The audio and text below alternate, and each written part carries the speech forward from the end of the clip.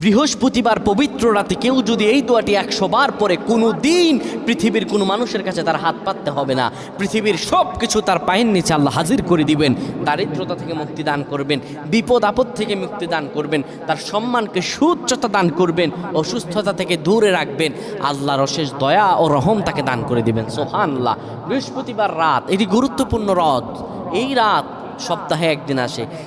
আরবিতে রাত আগে আসে, দিন পরে আসে। সুতরাং বৃহস্পতিবারের যে দিন গিয়ে রাত, এটি বৃহস্পতিবার রাত নয়, এটি শুক্রবারের রাত, এটি জুমাবারের রাত, এটি দোয়া কবুলের রাত, আল্লাহর কাছাকাছি হওয়ার রাত। সুবহানাল্লাহ। এই বৃহস্পতিবার রাত আল্লাহ তাআলা বান্দার দোয়া কবুল করেন।